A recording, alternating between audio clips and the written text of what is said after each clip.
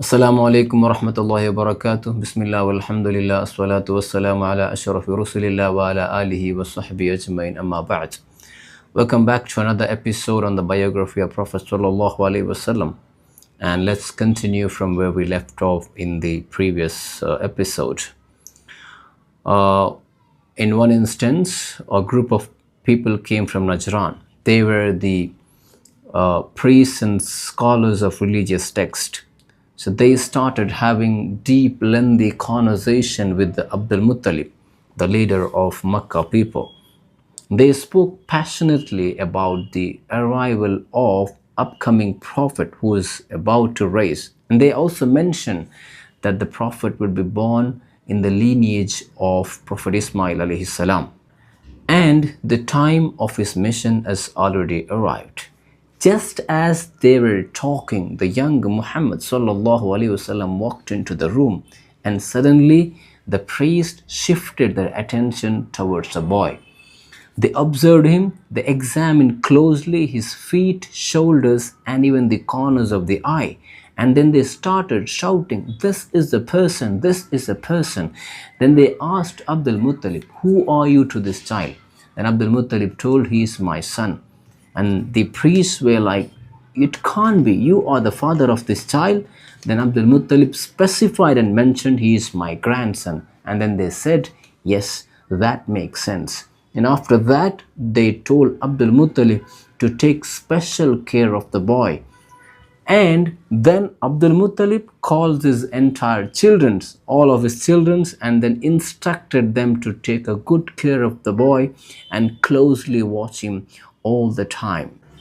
On another occasion, when the young Prophet ﷺ was playing with other children, the group of wise men showed up from Banu Mudlaj. They started observing the boy closely. Then they examined the feet and the fingerprints of the young Prophet ﷺ. And after that, they spoke to Abdul Muttalib and they mentioned that, "Take care of this boy.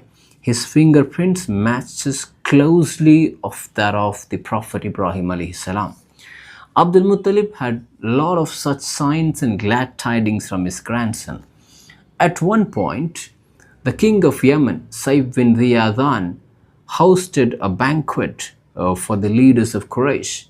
After the feast, he invited Abdul Muttalib to a private room and then he told him that, "I'm going to reveal a hidden truth, a truth that I wouldn't have told to anyone else." Then he said, "It is mentioned in the religious text that a special child will be born in Tihama with a distinct mark on his shoulders. And this child would become a leader, given the authority that would last till given the authority that will last till the end of time. His name would be Muhammad, and his parents would pass away, leaving his grandfather and uncle to take care of him. And we have been eagerly waiting for the arrival of this boy, and his messages are going to be powerful and true."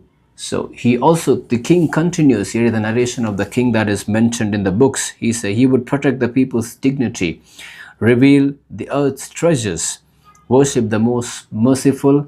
He would overcome Shaitan and defeat his enemies and destroy the idols. His words would be final and his judgments are fair, and he would lead people to what is right and forbid them from what is wrong. And then he concluded saying, "Indeed, O Abdul Muttalib, without a doubt, you are the grandfather of that child." Abdul Muttalib, the grandfather of Habib sallallahu alaihi wasallam, has now realized the special status and the rank of his grandson. He showered with him respect and love. During those days, a drought came in Makkah. The famine and the drought made the people of Makkah panic. And they prayed for rain, but it didn't help. On those tough days, a noble woman named Ruqayqa had a dream. In her dream, it was shown that a final prophet has already appeared in Makkah. The appearance and the attributes of the prophet and also the guardian of the prophet were shown and described to her in her dreams. And then it was conveyed to her, saying, pray with him. The manner in which the prayer has to be done, the exact manner of the prayer was also described in her dream. As the sun rose next day, Ruqayqa, though she was astonished, she shared the story with everyone. The people of Makkah listened to her carefully.